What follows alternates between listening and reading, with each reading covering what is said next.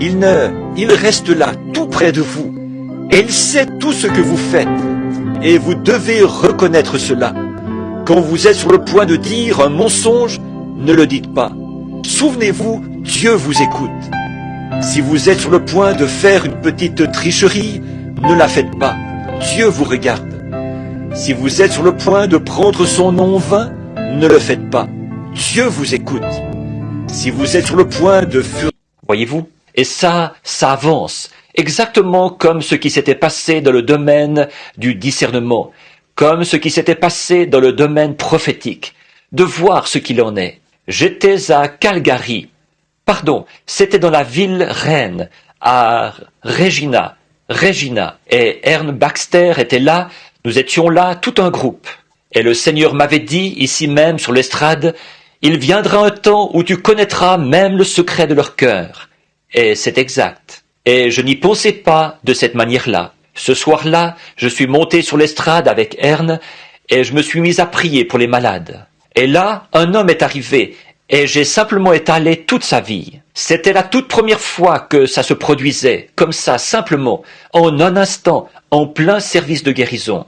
Ensuite, j'ai regardé par-dessus l'auditoire, et voilà que ça s'est mis à descendre sur l'auditoire, et tout ça. Oh, quand nous arriverons de l'autre côté, la moitié de l'histoire n'a même pas encore été racontée. Toutes ces choses, quand on regarde et qu'on voit des choses dans la vie des gens. Je n'en parle pas, je laisse, tout simplement, voyez-vous, à moins que je me sente vraiment poussé à dire quelque chose. Et maintenant, cette prochaine étape, je m'attends à ce que ça soit mis en mouvement de cette manière-là. Voyez-vous, à ce que Dieu, à sa propre façon, en son propre temps souverain, mette la chose en mouvement. Et ce sera une autre chose qui sera de loin supérieure aux deux autres, voyez? Et je m'attends à ce que ça se produise. Alors, je me suis dit que peut-être, si je faisais un petit service de guérison, peut-être dimanche prochain.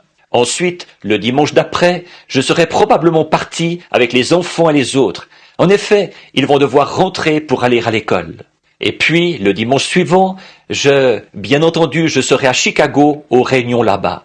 Et puis, je reviendrai le lundi d'après pour repartir le mardi pour l'Arizona, pour que les enfants rentrent à l'école. Eh bien, qu'est-ce que tu as trouvé, pasteur?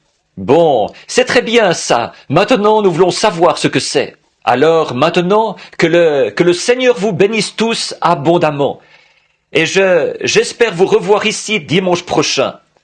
Et mercredi soir, écoutez, n'oubliez pas ces petites églises, comme celle de frère Raddle, de frère Jackson, de frère Parnell, et tous ces petits frères qui mènent un dur combat là-bas, voyez-vous? Et ils nous considèrent comme leur église sœur, voyez-vous? Nous sommes un peu comme une petite église mère pour eux. C'est d'ici qu'ils sont nés, qu'ils sont sortis, des pasteurs et ainsi de suite. Et ce jeune homme ici derrière, le frère, je l'ai rencontré l'autre soir là-bas, Allen, le jeune frère Allen. J'espère que frère Collins ici fera connaissance avec frère Allen, s'il ne le connaît pas. Ils sont tous les deux ministres méthodistes, et ils ont vu la vérité de la parole. Et l'organisation de l'église méthodiste, il y a un groupe de gens très bien dans l'église méthodiste. N'allez pas penser qu'ils ne le sont pas, ils le sont.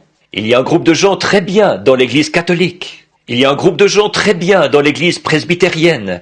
Et dans tous ces endroits-là, ce sont des hommes et des femmes qui attendent de voir briller cette lumière sur leur sentier. Continuez seulement à faire briller la lumière dans l'humilité, la douceur. Rapprochons-nous tous de Dieu en nous humiliant.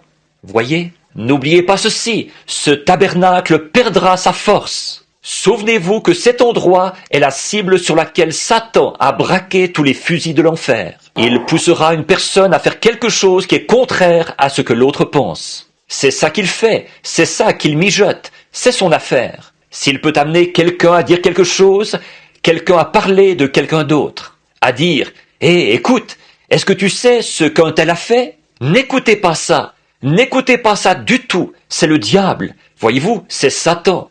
N'allez pas croire ça. S'il y a quelque chose que quelqu'un a fait qui n'était pas bien, priez pour eux. Ne priez pas d'une manière égoïste en disant « Je sais que c'est mon devoir, je dois prier pour ce frère. » prenez à cœur, vraiment à cœur, de prier pour cette sœur. Et parlez simplement, soyez très gentils.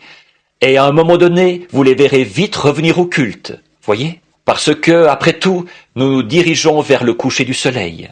Le Seigneur Jésus va venir un de ces jours.